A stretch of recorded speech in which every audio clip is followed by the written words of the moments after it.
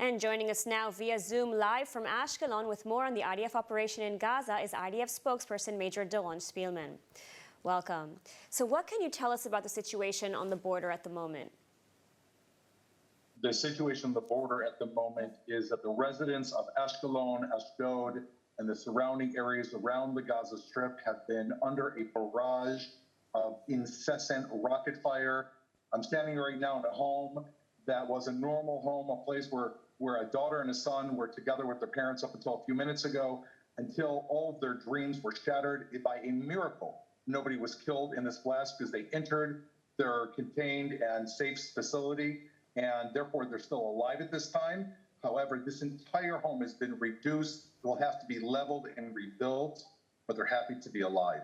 This is the situation all over. There are red sirens. I just hit the ground for the first time ever inside a home that had been destroyed an hour before. Now, there is talk of a ceasefire in the coming days. I mean, has the IDF been able to effectively reach all of its objectives?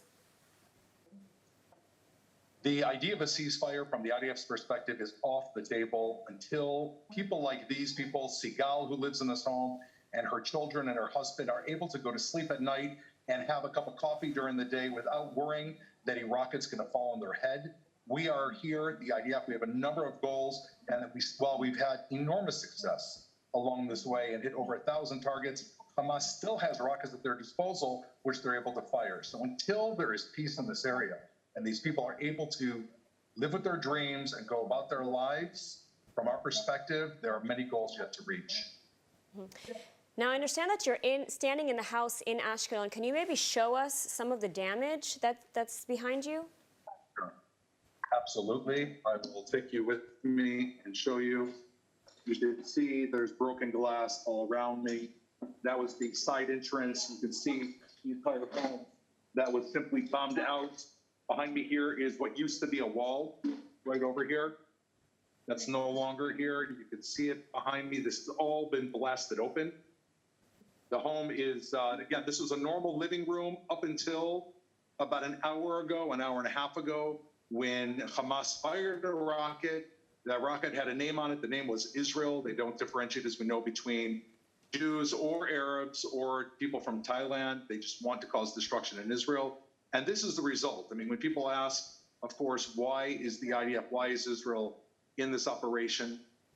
There's no words. We just need to look at what's around me. No country in the world would tolerate their citizens being subject. Now, you mentioned some successes of the IDF in Operation Guardian of the Walls. I mean, what are some of the major successes that the IDF can say that they've effectively delivered to Hamas? I think most importantly is what has been called the Metro, which is the underground terror system. We know over the last 10 years, Hamas has received an enormous amount of aid from the international community, and that most of that aid was directed to building a sophisticated, highly sophisticated underground terror network from which they can launch weapons, plan strikes, transport without the eyes of the IDF and the world looking at them.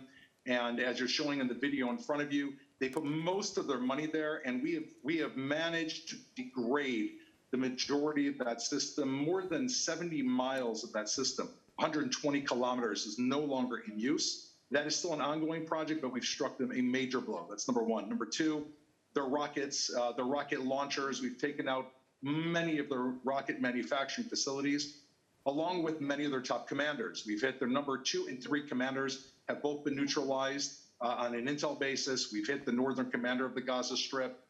You know, Hamas didn't expect Israel to have so much resilience.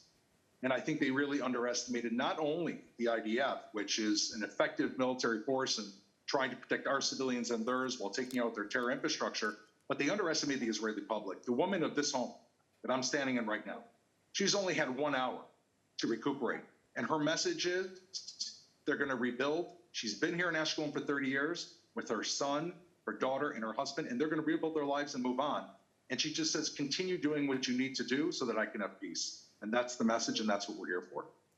All right, IDF spokesperson Major Doron Spielman, thank you so much for taking the time to speak with us today.